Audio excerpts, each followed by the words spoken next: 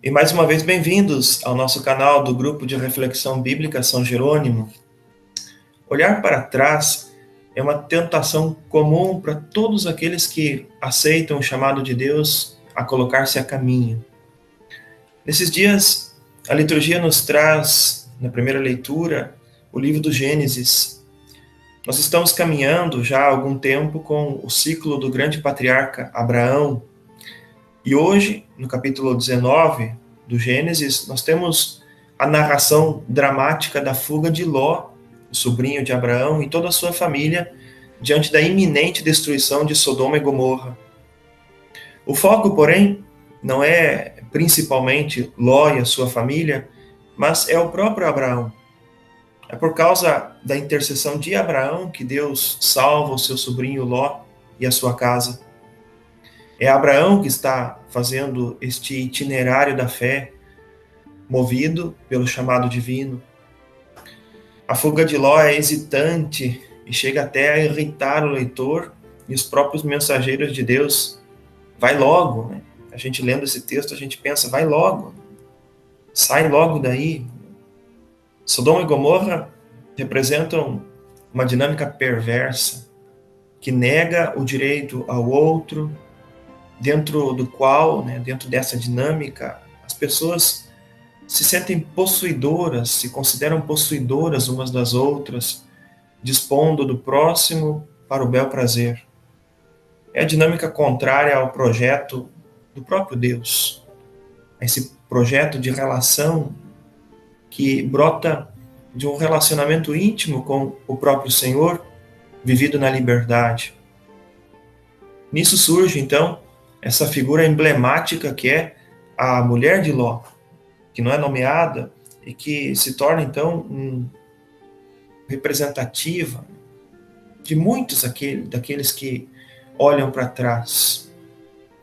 Olhar para trás aqui não é simplesmente assim um impulso de curiosidade para ver o que está acontecendo, mas olhar para trás revela antes este envolvimento com aquela dinâmica perversa, revela a relutância em seguir o caminho de libertação com o próprio Deus, justamente por não conhecer Deus propriamente.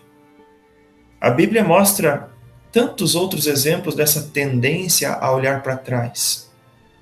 O povo do Êxodo lamenta a dureza do caminho e loucamente parece preferir aquela vida de escravidão que tinha antes no Egito.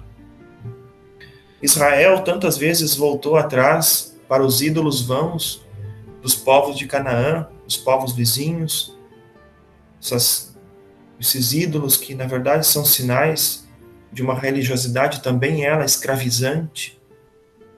E por isso as constantes advertências dos profetas para que o povo assumisse uma via de retorno para o Senhor. No ministério de Jesus, tem aqueles que, diante do chamado, querem voltar para ocupar-se de suas coisas, de seus familiares, de suas riquezas. Jesus mesmo vai dizer que quem põe a mão ao arado e olha para trás não é digno dele. Olhar para trás é não assumir o chamado à liberdade, é comprometer-se com sistemas de morte, de dor, de violência, contanto que isso traga talvez aí algum tipo de vantagem individual. É na verdade uma grande revelação do egoísmo do coração humano. Sem se dar conta, estes já caminham como que mortos, petrificados pelo egoísmo. O chamado à liberdade feito por Deus é exigente e pede uma resposta decidida, sem nenhum tipo de negociata. É um caminho de vida que pede passos firmes, de plena confiança naquele que chama. É nesse sentido, então, que a mulher de Ló, ela vai representar um antítipo, ou seja, justamente o contrário de Abraão, o antítipo de Abraão. Porque este, Abraão, desde o final do capítulo 11 do Gênesis, está caminhando ao som da voz de Deus. Ele caminha ouvindo a voz de Deus. E assim se torna o pai de todos nós peregrinos na fé. É bonito perceber que no final da leitura de hoje, Abraão, ele sim, volta-se para Sodoma e Gomorra e contempla a fumaça que sobe ao céu. Mas a contemplação de Abraão não é de um lugar qualquer. Diz o texto que é o lugar onde antes ele tinha estado com o Senhor. Ou seja, é a partir do ponto de vista divino, é a partir do ponto de vista da experiência da fé. Olhar para trás só é permitido a partir daí, para contemplar a presença e a ação de Deus, do próprio Deus na nossa história. O verbo hebraico que é utilizado aí indica um tipo de olhar especial, um olhar de cima. É o mesmo verbo que descreve Deus inclinando-se para contemplar, para olhar de cima os filhos dos homens. Temos um exemplo no Salmo 102, Deus que se inclina para olhar os filhos dos homens, para se entreter com as nossas coisas, para estar junto com a nossa vida. É um olhar divino, um olhar de bondade, um olhar de misericórdia.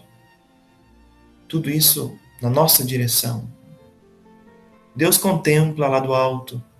Abraão também contempla. Mas Abraão precisa agora continuar o seu itinerário na fé. E nós também, sem olhar para trás. Paz e bem.